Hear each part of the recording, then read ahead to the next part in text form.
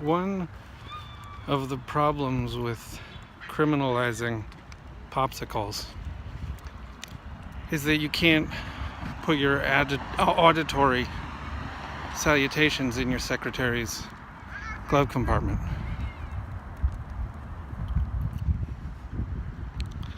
There are restraints that you can make out of yogurt, and there are holidays of chiffon and embroidery, and there's a kind of manacle that comes from Chex Mix and an overabundance of girthful respect. And in a kind of solitary confinement of too much rice and not enough pudding, we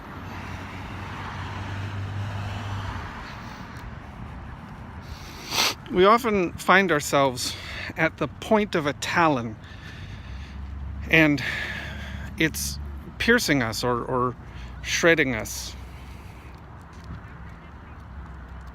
And those moments are the precipices of gonad-fueled abstention. They become a stain or a paperweight on God's smock. So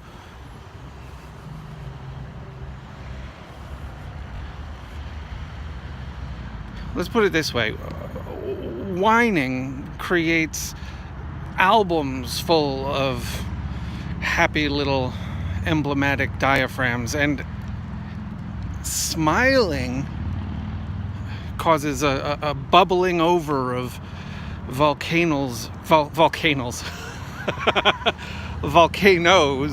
of sort of effusive monks of embitterment. And what are the scriptures in the monasteries of the monks of embitterment? It's a record of pettinesses and sort of unrequited affections and prostrations made and unbooned. So you go and you study the hymnal and you listen to their chants, and after a while you feel like you want pancakes, and you go to an establishment that maybe isn't affiliated with any kind of grimace rendering of the religiousness that happens to Philistinize dandruff or bay leaves.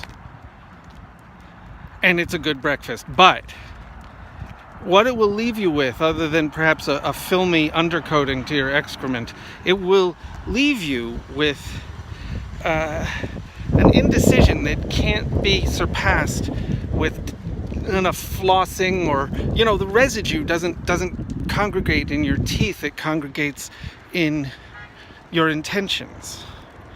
And so it's a bitter plaque,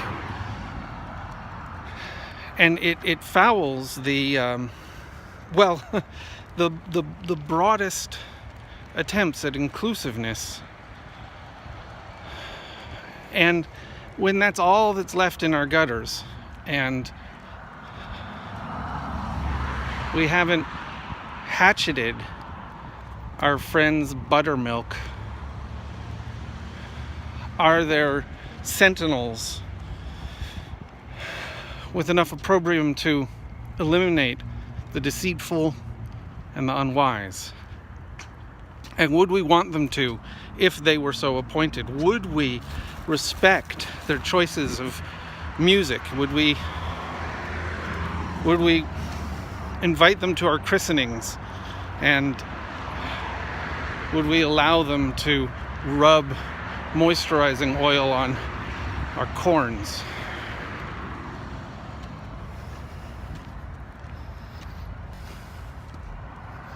We can't, without enough contemplation, rope in the rubes and the over-bamboozled,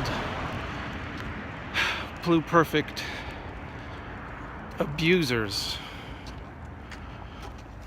And we can't segregate their corn muffins by the size of the frosting or the bitterness of the pillows.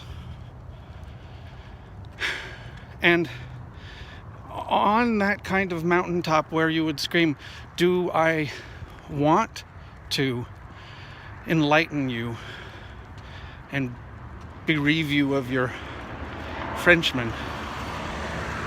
I'd say no.